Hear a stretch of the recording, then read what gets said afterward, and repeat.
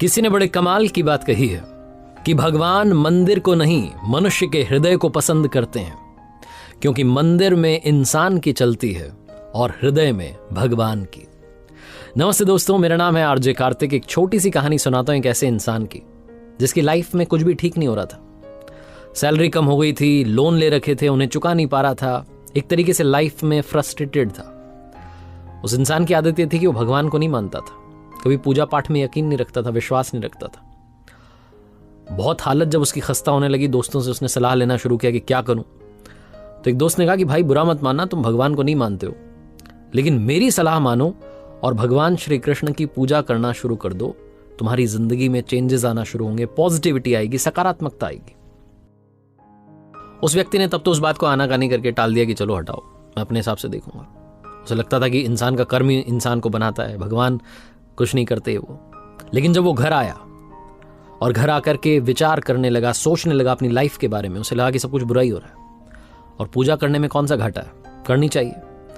तो यही डिसाइड करके अगले दिन बाजार गया और भगवान श्री कृष्ण की एक मूर्ति, सुंदर सी मूर्ति खरीद के ले आया। घर में लाकर के विधिवत तरीके से उसने स्थापना की, पूजा पाठ करना शुरू किया। महीना बीत गया, 2 महीने, 3 महीने, 6 महीने, साल बीत गया।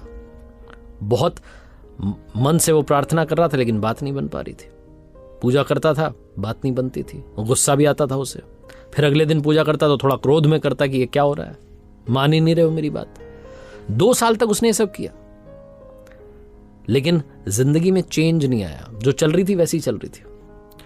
फिर एक दूसरे दोस्त के पास गया तो उसने सलाह दी कि भाई भगवान श्री कृष्ण की पूजा बंद करो और काली मां की पूजा शुरू करो। काली मां की मूर्ति खरीदो, वहां पूजा करना शुरू करो, तुम्हें देखना चेंजेस आएंगे लाइफ में। तो उसको लगा कि दूसरे दोस्त की सलाह भी मान लेते हैं। वो बाजार से काली मां की मूर्ति ले आया। भगवान श्री कृष्ण की जो मूर्ति थी उसने ऊपर, जहां वो पूजा करता था, उसके ऊपर एक टांड थी, अलमीरा थी, वहां पर रख दी। काली मां की मूर्ति की विधिवत रूप से स्थापना कर दी, उनकी पूजा करने लग गया। 2-3 महीने, 4 महीने तक पूजा करता रहा, चेंजेस नहीं आ रहे थे। उसने सोचा क्या हो रहा है मेरी लाइफ में। फिर एक दिन उसके मन में ख्याल आया कि ये जो मैं काली मां को अगरबत्ती लगाता हूं, धूप बत्ती लगाता हूं, ये जो धुआं ऊपर जाता है, ये भगवान श्री कृष्ण भी तो सूंघते होंगे।